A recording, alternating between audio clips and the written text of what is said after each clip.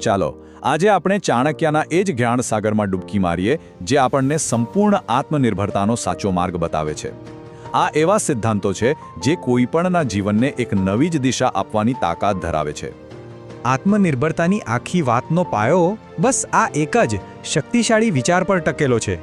આ એક એવું કડવું સત્ય છે જેને સ્વીકાર્યા વગર આગળ વધવું લગભગ અશક્ય છે. સમજી લો કે આત્મનિર્ભર બનવાનો આ પહેલો અને સૌથી મહત્વનો નિયમ છે. તો સૌથી પહેલા આપણે એક કઠોર વાસ્તવિકતાનો સામનો કરવો પડશે કે આ દુનિયા ખરેખર ચાલે છે કેવી રીતે. કારણ કે ચાણક્યના ઉપદેશો પ્રમાણે અહીં શક્તિ જ બધું જ છે. ઇતિહાસ અને સમાજમાં એક વાત બિલકુલ સ્પષ્ટ દેખાય છે. શક્તિશાળી વ્યક્તિને હંમેશા માન સન્માન મળે છે, જ્યારે નબળા વ્યક્તિની કાં તો અવગણના થાય છે અથવા તો એમના પર શાસન કરવામાં આવે છે. આ દુનિયાનો નિયમ જ છે કે સન્માન હંમેશા તાકતવરને જ મળે છે. શક્તિશાળી બનવાનો પહેલો અને સૌથી અગત્યનો નિયમ છે બીજા પાસેથી મદદની આશા રાખવાનું જ છોડી દેવું. ભલે મિત્રો હોય, પરિવાર હોય કે પછી સમાજ. કારણ કે જે વ્યક્તિ બીજા પર નિર્ભર રહે છે એની હાલત પહેલા સૂકા ઝાડ જેવી થાય છે જે બસ પડવાની જ રાહ જોતું હોય. તો સવાલ એ થાય કે જો શક્તિ મેળવવી જ લક્ષ્ય છે તો એ બને છે કેવી રીતે? ચાણક્યના મતે સાચી શક્તિ 4 મુખ્ય સ્તંભો પર ટકેલી છે. ચાલો એને સમજીએ. જુઓ, સાચી શક્તિ કોઈ એક વસ્તુથી નથી બનતી. એ તો આર્થિક મજબૂતી, ઊંડું જ્ઞાન, વ્યક્તિગત ક્ષમતા અને અડગ આત્મવિશ્વાસનું એક મજબૂત મિશ્રણ છે. અને આ ચારેય સ્તંભ એકબીજા સાથે એટલા જોડાયેલા છે કે એક વગર બીજો અધૂરો છે. પહેલો સ્તંભ છે આર્થિક શક્તિ.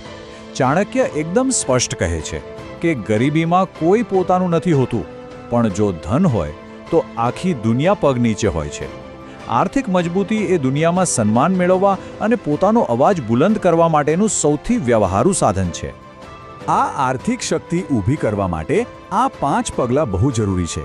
કોઈ એવું ખાસ કૌશલ્ય શીખો જે બીજા પાસે ન હોય. દર મહિને બચત અને રોકાણ વધારતા રહો. આવકના નવા રસ્તા શોધો. ખોટા ખર્ચાઓ પર કાબૂ રાખો અને સૌથી અગત્યનું, પૈસાથી પૈસા બનાવવાની કળા શીખો. જે દિવસે કોઈ આ કળામાં માહિર થઈ જાય છે, સન્માન એની પાછળ આવે છે. બીજો સ્તંભ છે જ્ઞાનની શક્તિ. કારણ કે જ્ઞાન વગર કોઈ પણ વ્યક્તિ મોટી ઊંચાઈઓ સર કરી જ નથી શકતી. જ્યારે જ્ઞાની વ્યક્તિ બોલે છે ત્યારે આખી દુનિયા એને સાંભળવા માટે ઉત્સુક હોય છે. એમના શબ્દોમાં જ એક અલગ તાકાત હોય છે. ત્રીજો સ્તંભ છે ક્ષમતા અને મૂલ્ય.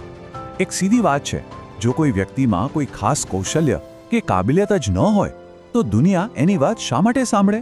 પોતાની ક્ષમતા વિકસાવવી એ જાણે કે દુનિયાને પોતાની તરફ ધ્યાન આપવા માટે મજબૂર કરવા બરાબર છે. અને ચોથો અને અંતિમ સ્તંભ છે આત્મવિશ્વાસ. આ એક એવી આંતરિક શક્તિ છે જે બાકીની બધી જ સફળતાનો એન્જિન છે. આત્મવિશ્વાસ જ એ તાકાત છે જે એક સામાન્ય વ્યક્તિને પણ અસાધારણ બનાવી શકે છે, જે શૂન્યમાંથી સર્જન કરવાની હિંમત આપે છે. તો આ 4 સ્તંભો વિશે જાણવું એ એક વાત છે, પણ એને જીવનમાં ઉતારવા માટે એક ખાસ સાધનની જરૂર પડે છે. અને એ સાધન છે અનુશાસનથી ઘડાયેલી એક લોખંડી ઈચ્છા શક્તિ. અનુશાસનનો અર્થ ફક્ત ટાઈમ ટેબલ બનાવવો એવો નથી. ના, સાચું અનુશાસન તો પોતાના મન અને શરીર પર સંપૂર્ણ નિયંત્રણ મેળવવાની કળા છે. અને જે વ્યક્તિ પોતાના પર જ કાબૂ નથી રાખી શકતી તે દુનિયામાં બીજું શું મેળવી શકશે? આ સ્વનિપુણતા મેળવવા માટે દરરોજ નાના પણ મક્કમ પગલાં ભરવા પડે છે. જેમ કે રોજ એક ટુ ડુ લિસ્ટ બનાવવું અને એને વળગી રહેવું. જાણી જોઈને પોતાને એક મુશ્કેલ કામનો પડકાર આપવો અને શિસ્તબદ્ધ લોકોની સંગત કરવી.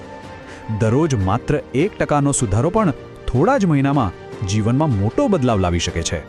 અને અનુશાસન કેળવતી વખતે એ યાદ રાખવું બહુ જરૂરી છે કે સૌથી મોટો દુશ્મન બહાર નથી, પણ અંદર જ બેઠો છે, અને એ છે આળસ.